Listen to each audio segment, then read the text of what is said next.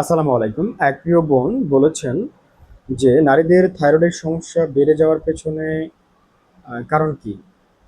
এই প্রশ্নটি অনেক প্রিয় বোনই করেছেন যে নারীদের থাইরয়েডের প্রবলেমটি দিনে দিনে কেন বাড়ছে?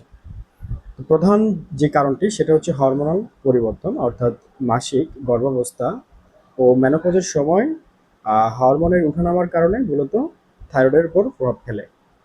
২ নম্বর, অটোইমিউন ডিসঅর্ডারের কারণে আপনার থাইরয়েডের প্রবলেম বেড়ে যাচ্ছে মহিলাদের ক্ষেত্রে।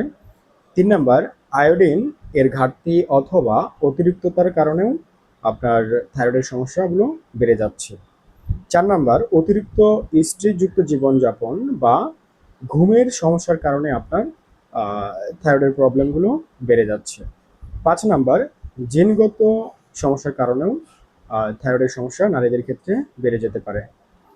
এবং ৬ নাম্বার, ওজন ও মেটাবলিক সমস্যার কারণে, যেমন অতিরিক্ত ওজন বা পিসিওএস সমস্যা বা হরমোনাল ভারসাম্যহীনতা মূলত থাইরয়েডের কাজকে প্রভাবিত করে থাকে।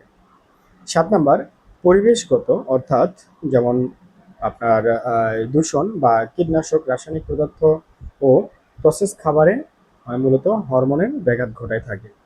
তো এজন্য আমি বারংবারই বলি যে আপনি নারীদের যতগুলো গাইনোকোলজিক্যাল সমস্যা আছে, এই সমস্যাগুলোর পেছনে আপনি ডাইরেক্টলি এবং ইনডাইরেক্টলি মূল কারণ হচ্ছে আপনার প্রসেস ফুড। বাইরে তৈরিকৃত যত খাবার আছে এই খাবারগুলোই প্রধান দায়ী, বা প্রধান দায়ী হচ্ছে জীবনযাত্রা।